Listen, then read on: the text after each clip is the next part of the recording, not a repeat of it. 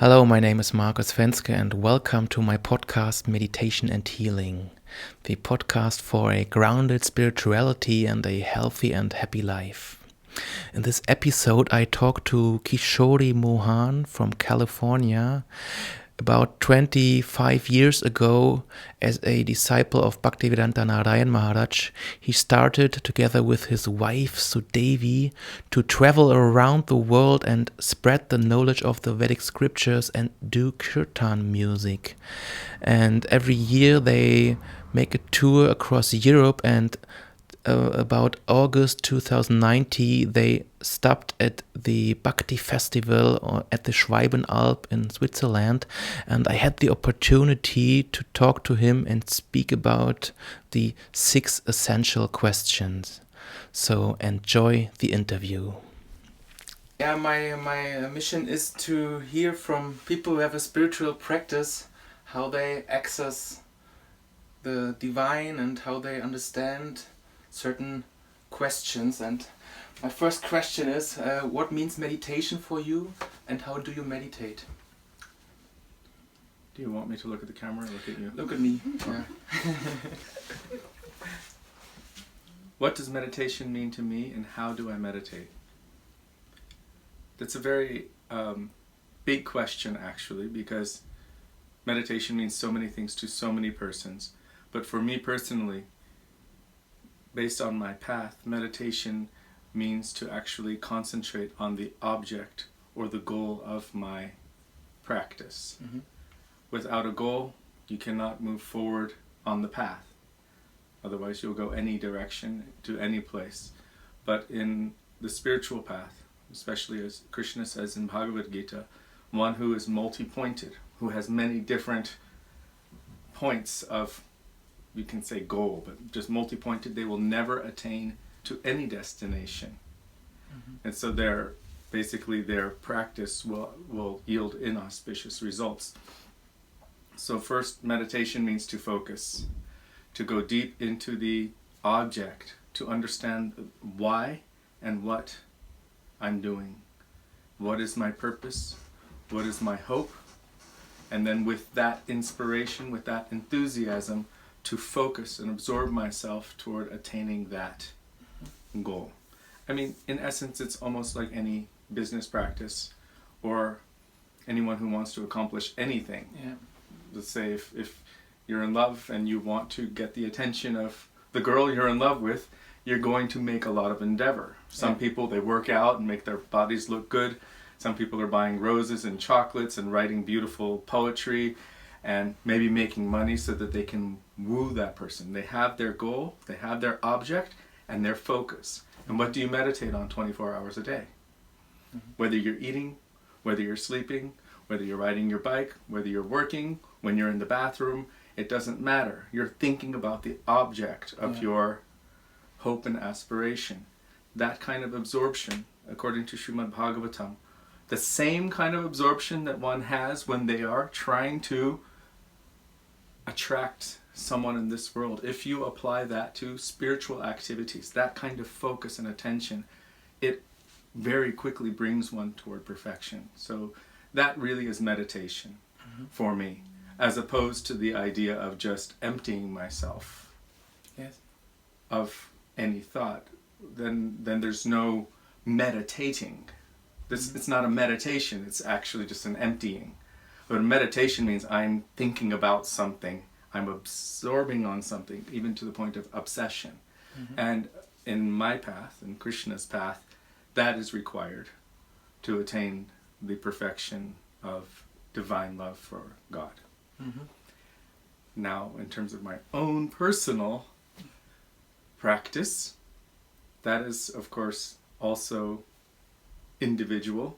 My own personal practice, I absorb my energy, my body, and my time in my seva, my service, which, according to our scriptures and my guru, will eventually bring about an increased and enhanced desire to absorb myself in that goal. I'm not going to falsely claim that I am doing something amazing or deeply focused or meditating, especially when one is trying to absorb their mind in God. God is, in essence, at this point, a very, I'm going to use the word convoluted. It's a very broad and very hazy aspect to us now, because all we've known is selfishness in this world.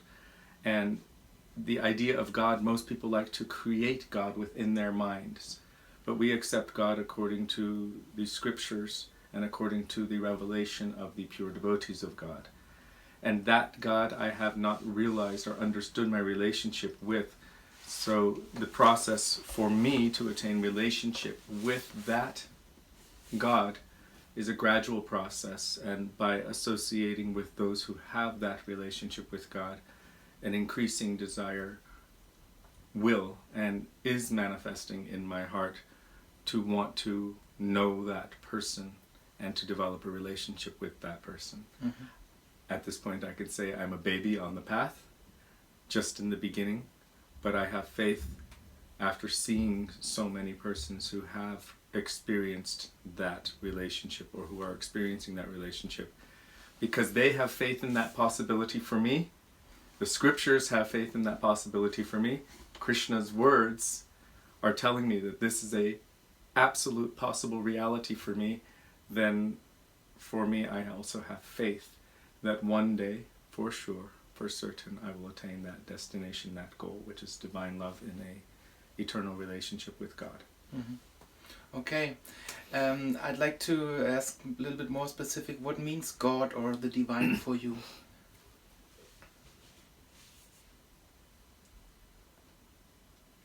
When I speak, I don't like to only speak for me, because what my mind concocts can be in competition with the concoction of 7.5 billion other people on this earth. Mm-hmm. So I will quote the scriptures which I adhere to. The term God in general implies absolute. Absolute means from whom or from which everything manifests, from whom or from which everything is maintained, and from whom or from which everything is also reabsorbed. Mm-hmm. Means there is nothing separate from the existence of God. Everything is within God, everything is from God, and everything is for God. Mm-hmm. If God is absolute in everything, then God must possess influence, God must possess potency, God must possess personality, God must possess form, God must possess all kinds of experience, and the ultimate experience, according to scriptures, is love. That thing which people can die for or even kill for. That thing which is so powerful in this world is said to be a perverted reflection of the eternal divine. So when I'm speaking about God, according to the Vedic scriptures, there are 3 ideas of seeing God. One is known as Brahm. Brahm is the impersonal feature, or the energy, divine energy. A lot of people in this world see God or understand God according to that perspective alone. That God is divine energy, the divine energy is responsible for everything that has taken place, and we live within the mercy and the blessing of that divine energy. That's one aspect of God. And according to the scriptures, that is the goal of, that aspect of God is the goal of those who are trying to calculate or understand God through the medium of acquiring knowledge, the jnanis. The next one that is mentioned is Paramatma. Paramatma means the Supreme Soul, who is eternally residing within everyone's heart, within every atom, who is the supreme witness to everything, who basically assists us toward the fulfillment of our desires, who is within everything and outside of everything, but still there's some personality, something, but as a neutral witness. Yeah. And according to the scriptures, that Paramatma means Supreme Soul, is the goal of the yogis, who through meditation are trying to capture God within the core of their heart and meditate on that form, that aspect. The next one which is told is called Bhagavan. Bhagavan means full of all divine transcendental attributes, as opposed to the other extreme which we first mentioned, Brahm, which is also known as Nirvana. You've heard of Nirvana? Yeah. Nirvana, Van means variety, or Van means forest. Forest is full of all variety, so when you say Van, it means variety. Nirvana means without variety. So that aspect can be contained within the idea of God. But if God is absolute, then you must also include the other extreme, which is Bhagavan. And Bhagavan means full of all divine attributes, transcendental variety. And in the scriptures, in Srimad Bhagavatam, Bhagavan is defined, I'll just quote the first couple words of this verse, Aishvaryasya Samagrasya. So Aishvaryasya means full of all opulence. Any kind of opulence you can conceive of, that divine personality, God, contains that to its ultimate extent. And ultimate extent doesn't mean stagnant, it means ever evolving. We're also not stagnant, we're always trying to improve. So if we have that nature and tendency, then we cannot say that God is a stagnant thing. God is also an eternal dynamic principle. So all divine, full of all opulence, all fame, all knowledge, all strength, all beauty, and at the same time, it's not dependent upon any of it. So all renunciation. And if you see that if anyone has any of these 6 qualities, then they will be famous in this world. Anyone who's really rich or opulent, anyone who's very strong, anyone who's famous, anyone who is beautiful, anyone who is completely renounced from anything, and anyone who is extremely smart. Knowledge, I think I missed knowledge. So this is a general definition for Bhagavan. It means full of all transcendental variety, and that is a general definition for God. But who has that kind of a quality? Who has those qualities? Must be a person. So if personality is conceived of or accepted within this world, I have personality, you have personality, she has personality, everyone we meet has their own personalities. Then how can we deny that to our Creator? That would be ludicrous. To say that I can have something that my Father does not possess intrinsically in terms of, inherent traits of existence. Yeah. Everything that you know has some quality. If you were going to define something, you define it by its qualities. If I say, describe the sun, you will say the sun has light, has heat, has energy, gives life. It has so many attributes. And then you will understand the sun. So in the same way, when we describe us, we also describe us by our attributes. You have blonde hair, blue eyes, you have a scar on your forehead, you're sharp, you're very good at exercise, you know a lot of stuff, you're good at chiropractic and massage and this and that. So there's so many attributes about you that if I was trying to explain you to someone, they would spot you in a crowd because I've explained you by your attributes. Yeah. And that also helps to define your personality. So in the idea of Godhead, Godhead means the entirety of the aspect of Godhead, all the way from the idea of possessing no qualities or just energy. From that, all the way to the other side, the Bhagavan side, which is full of all attributes. Within that Bhagavan side, or the idea of God as a person, according to the depth of relationship that God has with his devotees. I'm saying his because in the scriptures it is said he, or the ultimate Purusha, means the possessor of everything. And his name, he has many names, according to the depths of the relationship.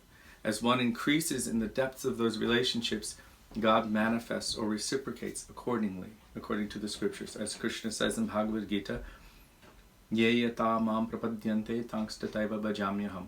As one approaches me, I reciprocate accordingly. So if one is approaching God in a mood of awe and reverence, you are so great, you are so wonderful, you are amazing, means they have this kind of little bit of distance because they're only glorifying God as a fan is glorifying a rock star.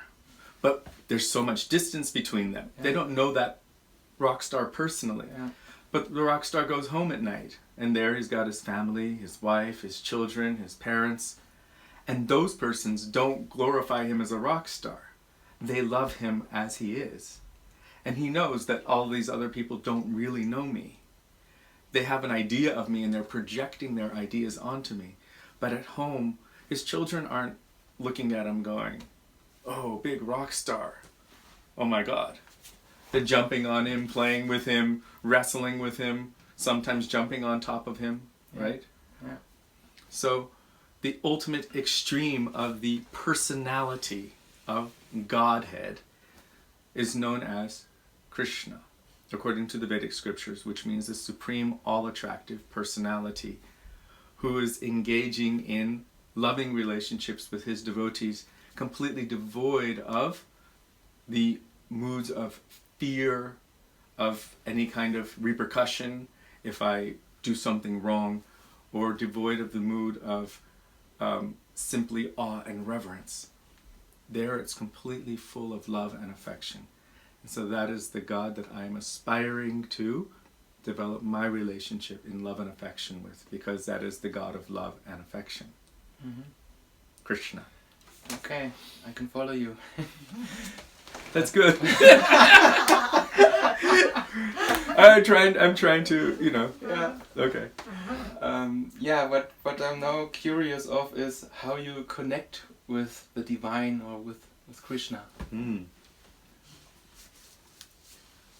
So, Krishna says in Bhagavad Gita that I am seated in everyone's heart. Which means that Krishna is everywhere. He's present and ready. And also he says, I'm waiting for you. Means us souls who are bound in this world trying to enjoy and be little gods ourselves. We want to be the center. We want to be loved. We want to be served. We want to be worshipped and adored and liked and everything else. He's waiting for us to turn toward him. Because the nature of all souls, according to the Vedic scriptures, is that really we are made from God. And our function, our purpose, is really to love God. And we won't really be satisfied in ourselves without coming to that realization or understanding. So the Srimad Bhagavatam says that the topmost occupation or duty for all of humanity, if we want to attain complete perfection or happiness, is to somehow or other develop that unmotivated, unprecedented, unceasing divine love for God or Krishna. Mm-hmm. And that is known as bhakti, this kind of unmotivated, complete divine love without any material cause, without cessation, constant, deeply absorbed love for God. This is known as bhakti or devotion. Yes. So, how does one develop and awaken that? And you're asking me what process I'm undertaking for that. So the Vedic scriptures say that if one is really sincere, if one is really calling out from the core of their heart for the truth, what is the truth? Who am I? What is my nature? Is there more than this material body? If there's a soul, what is the function of that soul? What is the nature of the soul? What is my purpose? What is my goal? Where am I going? Is life just 100 years maximum and you just kind of, you live, you eat, you reproduce, you get sick and you die? Is that it? Or is there more to that? Who am I really? Because I'm a different person now than I was when I was 2. And I'm going to be different when I'm 70. So the scriptures say that the soul is eternal, the body is temporary. As the soul is moving throughout the material universe, being eternal, it acquires temporary identifications. And according to the temporary identifications, attachments, and desires, it moves into different bodies. In the same way that one day you wake up and you're like, what color am I going to wear today? You know what? I'm feeling like wearing blue. So then you put on blue clothes and you walk out. Yeah, today I want to dress up in a different way. I want to be looked at with a bit more respect. So I'm going to put on a nice suit, my best suit, or what you'd wear on your wedding day or whatever. Everyone dresses according to their desires. In the same way, the scriptures say that the soul dresses according to its desires, and it takes on new or different bodies. But still, that is not the intrinsic nature of the soul, because those are all temporary, but the soul is eternal. So what is going to satisfy an eternal soul? Not a temporary outfit. I want to come into my own nature. Who am I? What is my reason for existence? So the scriptures say that the souls, all souls, they are eternal servants of God, and they won't really attain to their complete satisfaction until they come to that understanding and realization. And so when one is calling out into the ether, if there's a God out there, and you're serious, with sincerity, maybe crying, I want to know this truth. Who am I? Who are you? What is my relationship with you? Please help me. The scriptures say that God's mercy, which is present everywhere, like vapor in the atmosphere, condenses like a thick rain cloud and can go anywhere. Even though it's coming from the ocean, it can go over any forest fire. The forest fire is my necessity to know the truth. And also, why am I suffering in this world? Why is all these material temporary occurrences coming into my life? What is it all about? So it's the doubt, the self-doubting, the need to know the truth, all of the existential questions. When one places that with sincerity toward the absolute, and it's said that God's mercy condenses and takes a form, comes into our life and extinguishes that fire. That form is known as the condensed form of the mercy of God, Krishna Kripa Srimurti, or the Guru, the spiritual master.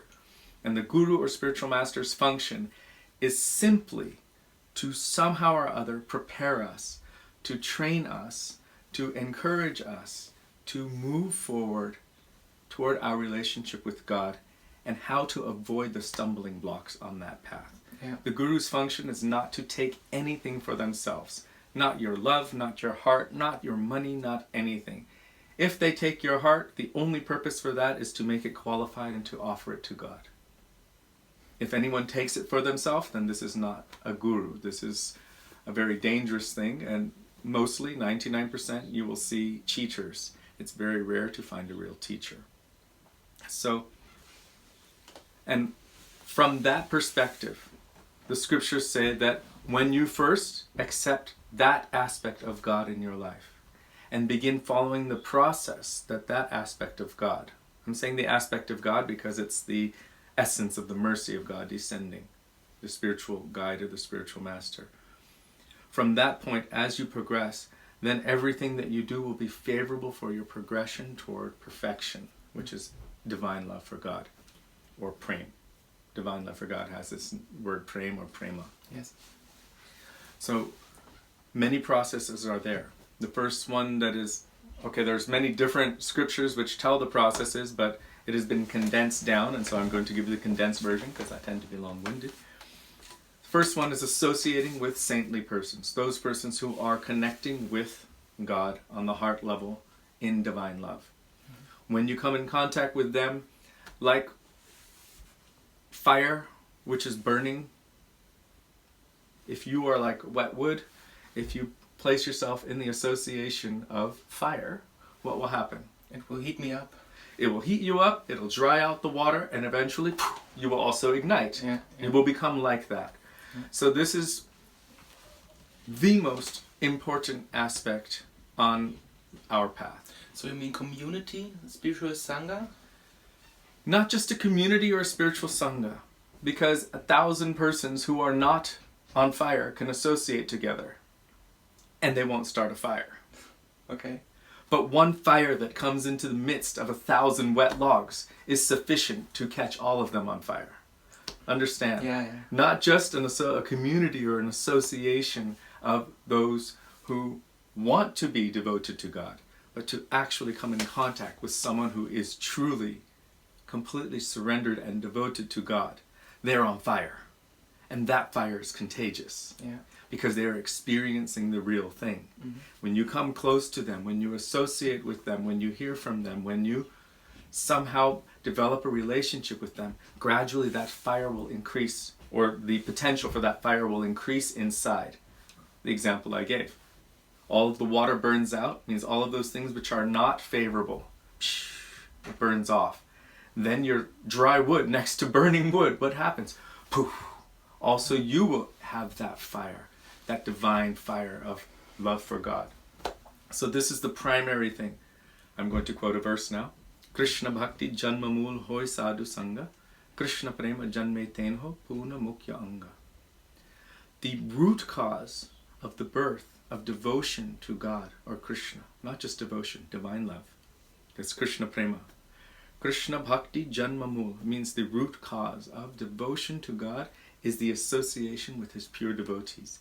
And even after the attainment of perfection, means once I've actually awakened that divine love, still that association is the most essential thing. Because what does a devotee of God want to do? They always want to glorify God.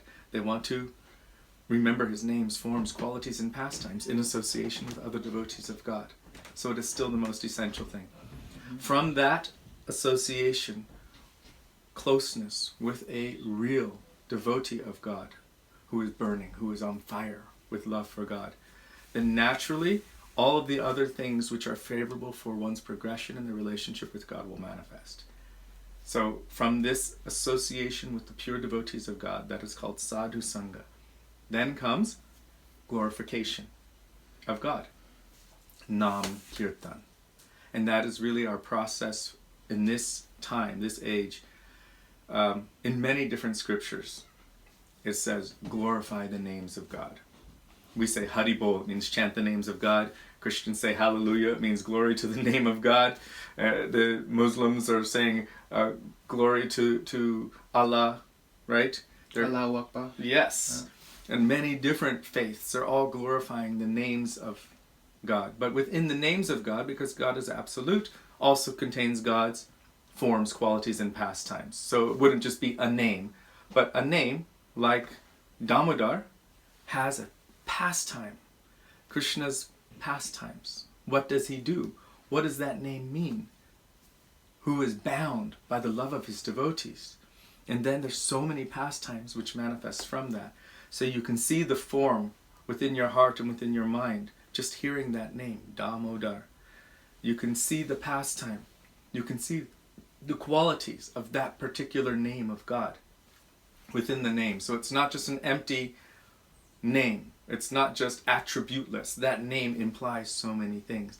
And there are unlimited names for God according to the depths of relationship and according to the pastimes that God has. We have so many names, nicknames according to who we associate with. Your mom doesn't call you Marcus, does she? She probably does. But when you were little? I won't say it. Okay. Christian. Kissy. Right.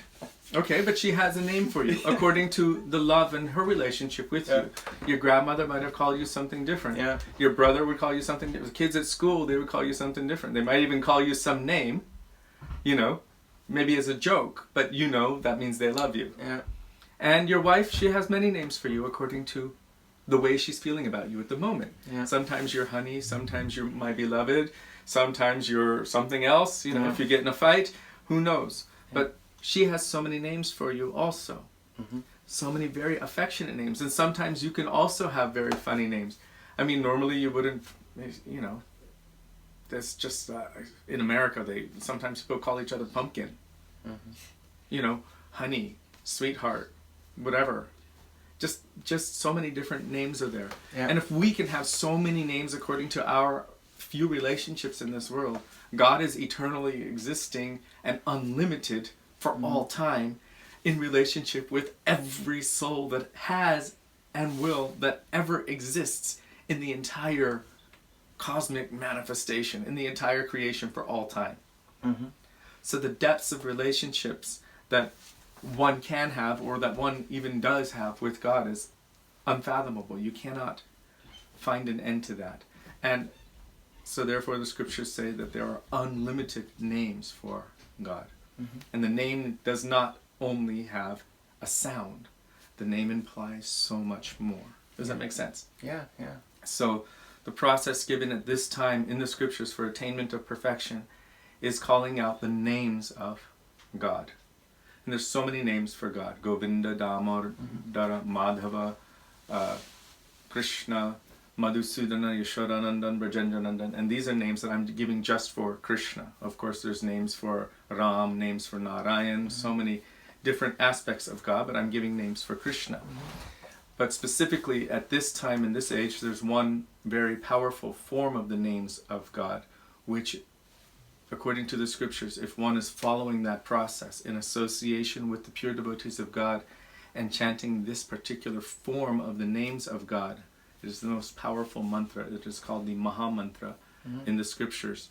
That from that, one's inherent internal divine love, which is just waiting to be ignited, can be ignited by the process of calling out these names with a desire for relationship with God or Krishna.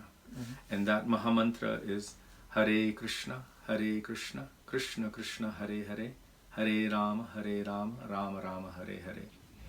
Srimad Bhagavatam says that although at this time it's like an ocean of faults, if you look in the news, you see just madness everywhere.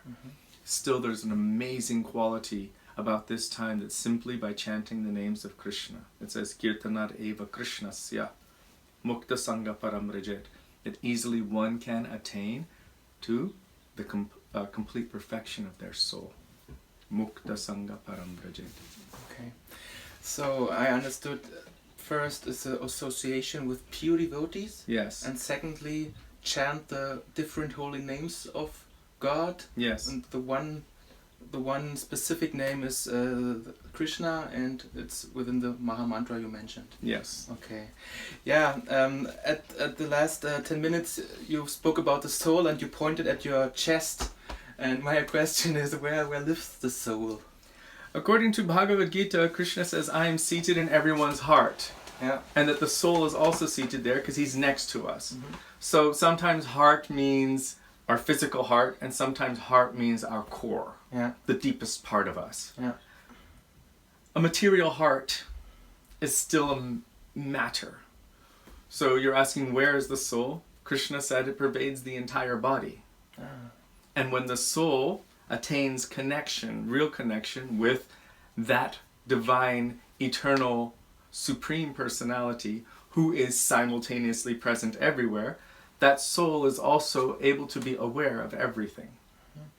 But just being aware of everything is not our goal. It's kind of weird, and it's not the goal of the nature of the soul. Yeah. An example given by one of our gurus is like a super magnet. Imagine a magnet the size of this earth, super magnet, and a little one, maybe, the size of a fingernail. So that little one on its own has potency, has power, has its influence, but it's very small. All jivas are called vibhina angsa. All souls are called vibhina angsa. It means we are the most minute incarnation, if you want to call it, or aspect of God. Vibhina means infinitesimal.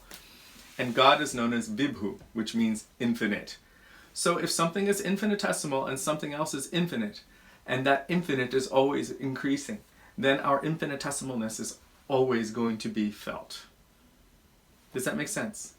That we are always extremely small next to God. Yeah. All souls. But if you take that little magnet and you connect it to God, now what potency is flowing through that magnet? Think about it. It combines with the bigger magnet. Exactly. Yeah. So, in that case, you can say they are one. Yeah. But they're still different. Yeah. He still has his individual personality. He's still his own form. Yeah. Still his own self, but connected to the infinite. Yeah. So when one connects to the infinite or God in love and affection, then there is nothing that cannot be known to that person. It's a material example. There's no material example that can accurately describe a transcendental reality, but these are examples that are given in Scripture to give us some kind of idea, to wrap our head around something. My Guru, Srila Bhaktivedanta Narayan Goswami Maharaj, he said, in reality, it is much more amazing, just the nature of the soul, much more amazing than you can ever calculate with your material mind and intelligence. And only through the process of Nam Bhajan, it means taking shelter of the holy names of the Lord, in associating with pure devotees of God, will this automatically be revealed or manifested in the heart. Mm-hmm. So that realization, and I'm using the word realization meaning realization, not, like, oh, I had a thought. Interesting. That realization means becoming real. The reality will be experienced eventually, when the time is right, when God, so to speak, gives us that awareness or that understanding by His grace and by His mercy. Then we will understand, who am I? Who is my eternal beloved Lord? What is the nature of my relationship with my eternal beloved Lord? What way will we love each other? How will our relationship be? All of that will be realized gradually through taking shelter of calling out the holy names of God. Mm-hmm. Okay. What means enlightenment for you? I've been speaking about enlightenment. But enlightenment for me is not just having a spiritual thought, as I said. Mm-hmm.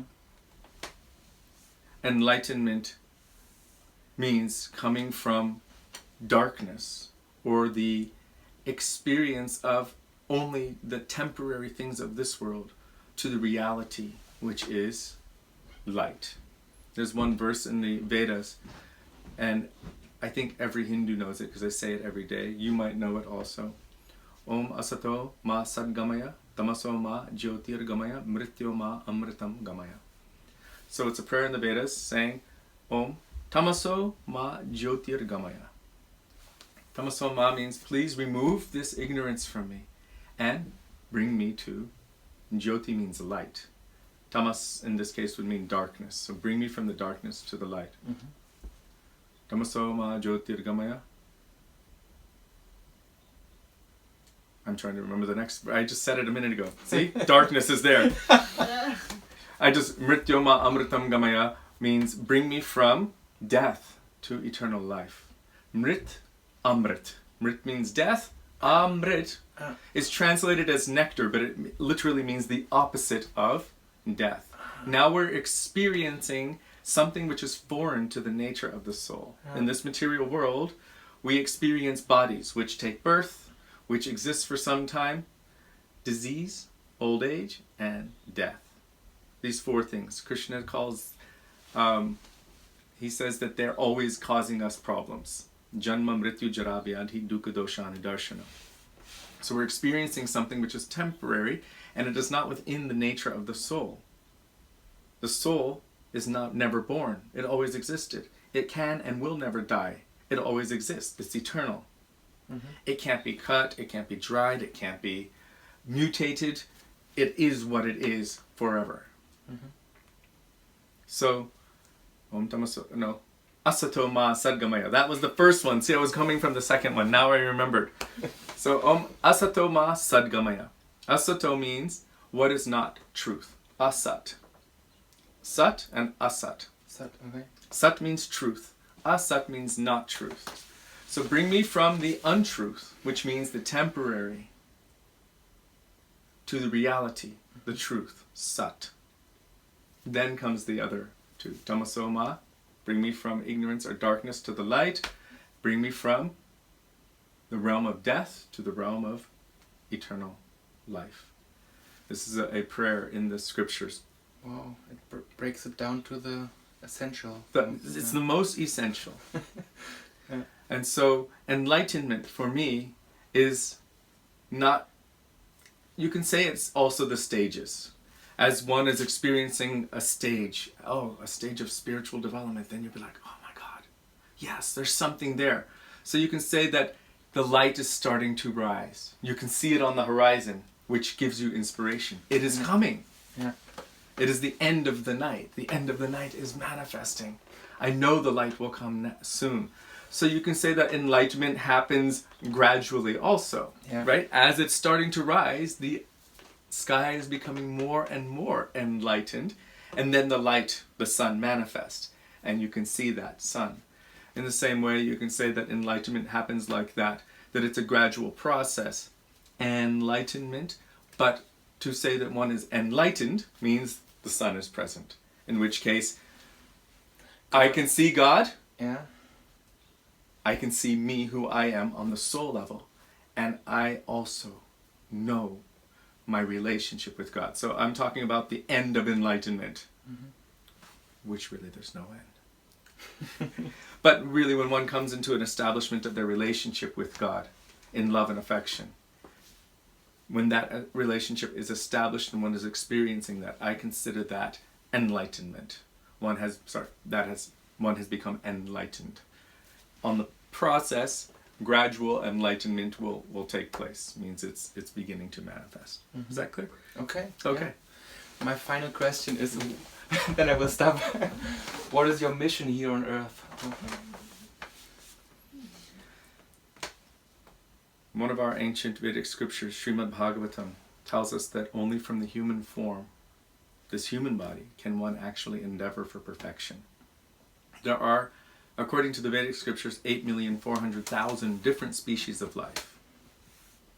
From bacteria,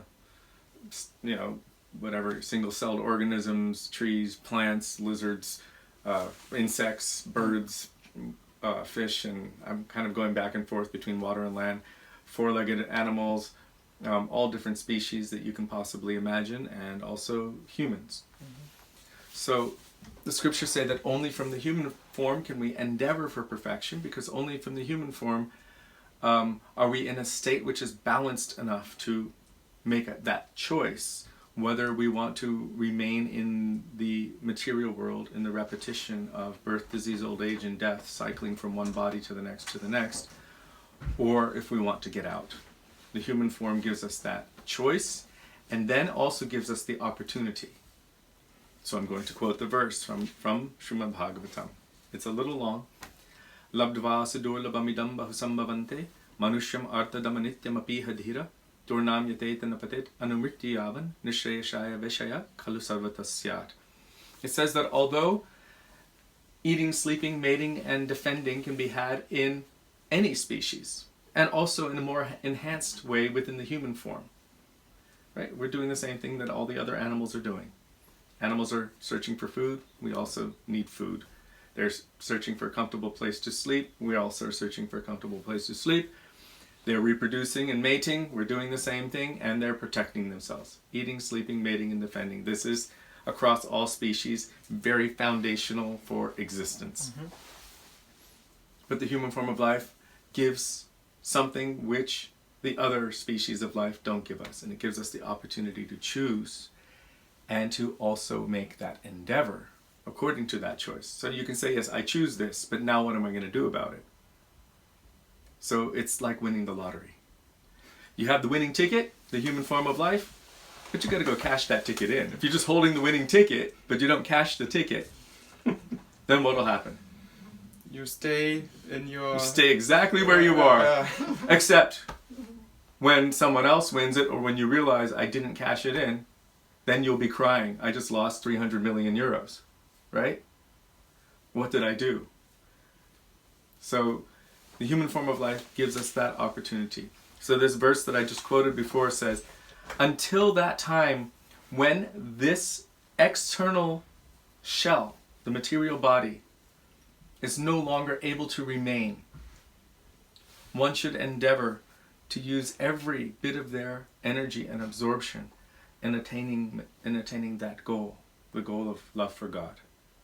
That is the value that the human form of life gives. It gives us a choice and an opportunity. Mm-hmm. So. Okay, your personal mission. You wanted here. my mission. Yeah. So that's my mission in this life. Somehow I've come into a human form. I have a choice and an opportunity.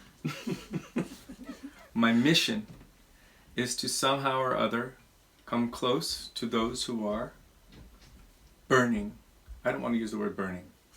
On fire with love for God, those saints, so that I can also develop that kind of nature. My mission in this life is to somehow or other attract the attention of God and these saints in such a way that they will be impelled to give me their mercy. Because really the process is about mercy. How to call that mercy. What, you could say, what tricks or what can I do that will somehow attract that divine mercy to manifest in my heart. And so my mission in my life is to do whatever I can to somehow awaken that for me. It's not that it's just all about them. Two things are necessary. One is mercy and one is my endeavor. If you're walking down the street and you see somebody on the side of the road and he's just sitting there with a bowl in front of him, but he looks okay, you know, then you might not be impelled to put a donation there. But if you see, maybe there's a lady and she's crying and crying and she has her child with her and she's begging, please help me, I don't have any food, I can't take care of my, please help me.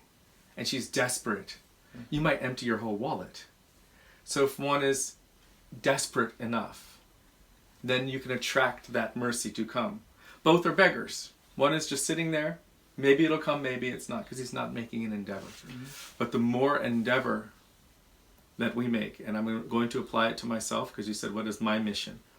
To endeavors to such a point that my prayers are heard, that they are seen, that my sincerity increases within my heart to such a point that the saints and God Himself will see my desperate situation and feel impelled to give me their mercy.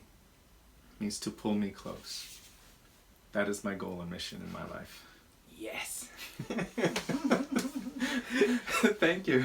Thank you. Okay, that was my short little questions, and